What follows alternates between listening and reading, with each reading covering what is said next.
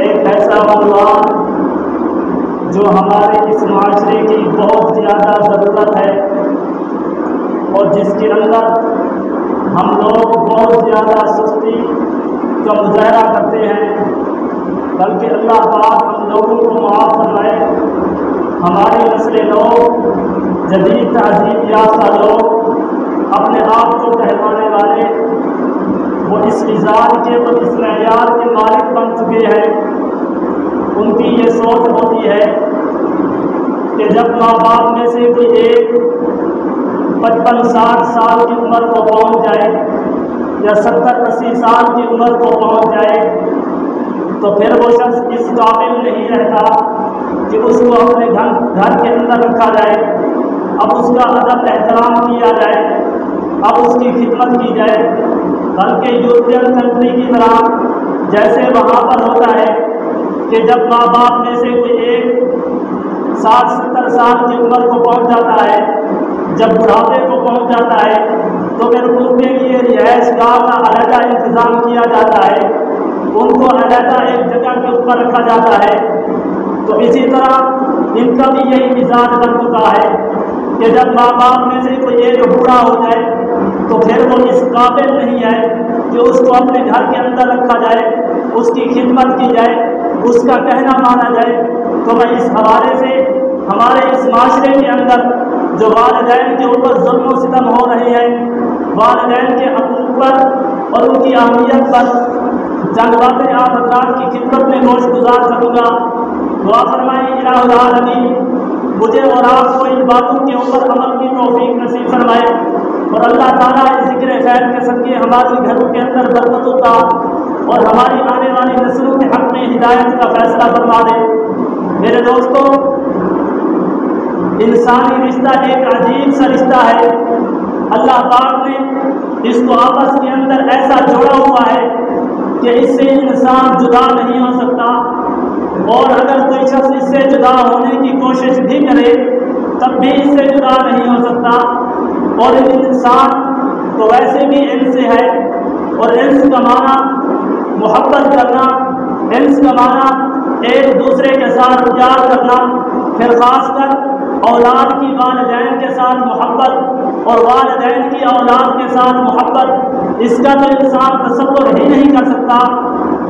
اور اگر یہی محبت اگر میں نے اور آپ نے دیکھنی ہو تو ہم کسی جانور کو دیکھ لیں، کسی بلی کو دیکھ لیں،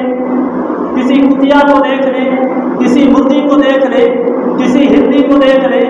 کہ وہ بھی جب اپنے کسی بچے کو جنم دیتی ہے تو وہ بھی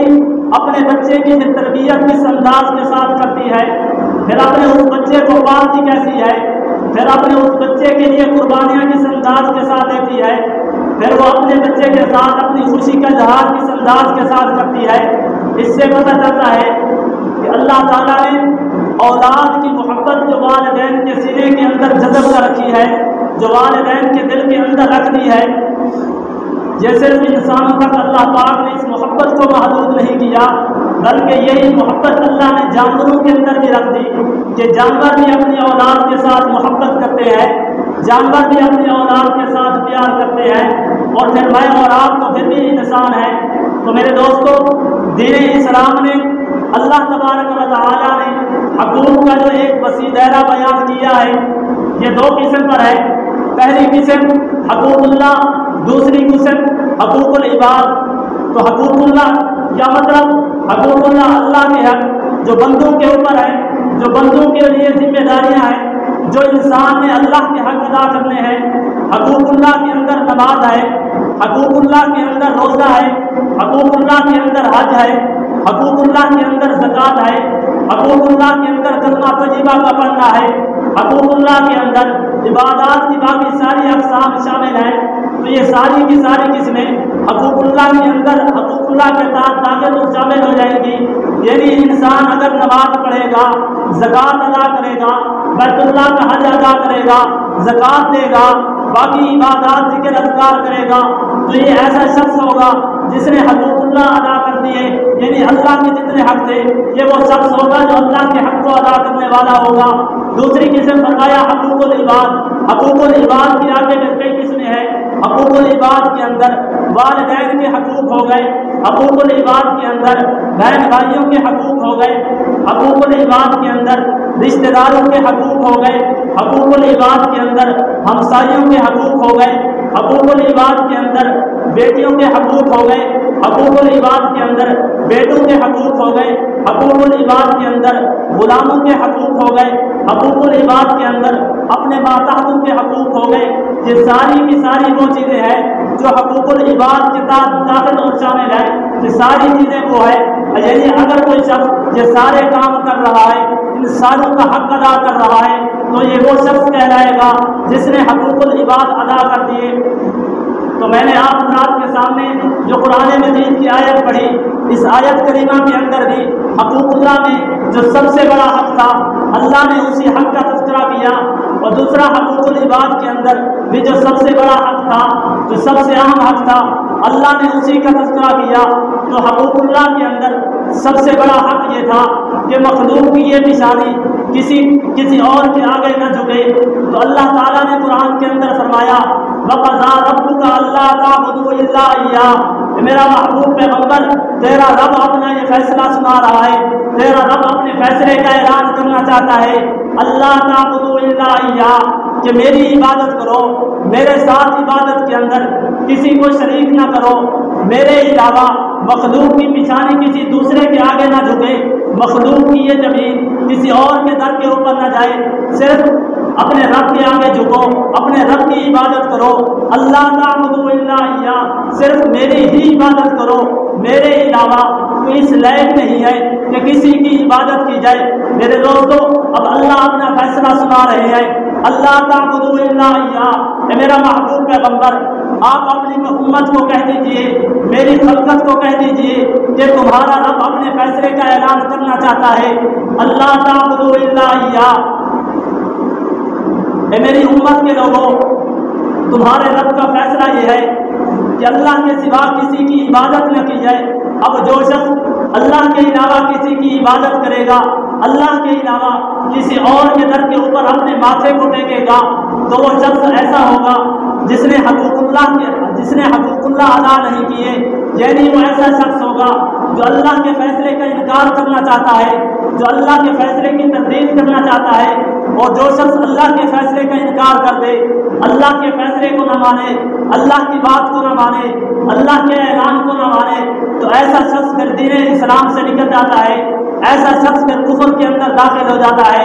شرک کے اندر داخل ہو جاتا ہے۔ اور حدیث پاک کے اندر آتا ہے، اللہ تعالیٰ کے پاک پیغمبر نے ارشاد فرمایا، اللہ تعالیٰ فرماتے ہیں دنیا کے اندر انسان جتنے گناہ کر کے آ جائے گا، اگر میں رب چاہوں گا اپنی رحمت سے معاف کرنا چاہوں تو معاف کر دوں گا، لیکن ایک ایسا شخص ہوگا جس کے نامہ اعمال کے اندر اگر ساری برائیاں ہوں، اگر میں رب چاہوں گا معاف کر دوں گا، لیکن اگر میرے ساتھ اس نے شرک کیا ہوگا تو میں اس کو رب اپنا معاف نہیں کروں گا، یعنی جس نے عبادت کے اندر میرے ساتھ کسی کو شریک کیا ہوگا میں ایسے شخص کو معاف نہیں کروں گا۔ تو میرے دوستو، اب اللہ اعلان کر رہے ہیں اللہ تعبدوا الا إِيَّاهُ،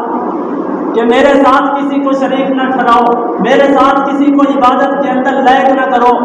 یعنی میرے سامنے ہی اپنے سر کو جھکاؤ، میری ہی عبادت کرو۔ میرے دوستو، اب جو شخص اللہ کے فیصلے کو مانے گا، اللہ کو خالق مانے گا، جب پیدا اس نے کیا ہے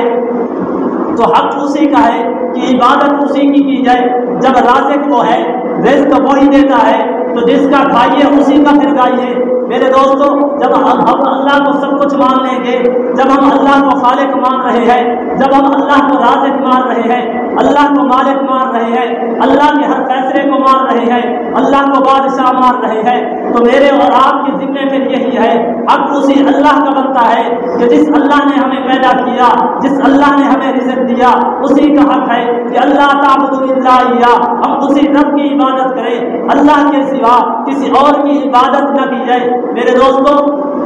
قرآن کا ایک ایک لفظ بڑا عجیب و غریب ہے۔ اللہ قرآن میں فرماتے ہیں وَقَضَىٰ رَبُّكَ، تمہارے رب کا یہ فیصلہ ہے۔ وَقَضَىٰ، اللہ کا نہیں فرمایا کہ تمہارے اللہ کا یہ فیصلہ ہے، بلکہ فرمایا وَقَضَىٰ رَبُّكَ، تمہارے رب کا فیصلہ یہ ہے۔ اب رب کا معنی پالنا پوسنا، میرے دوستو،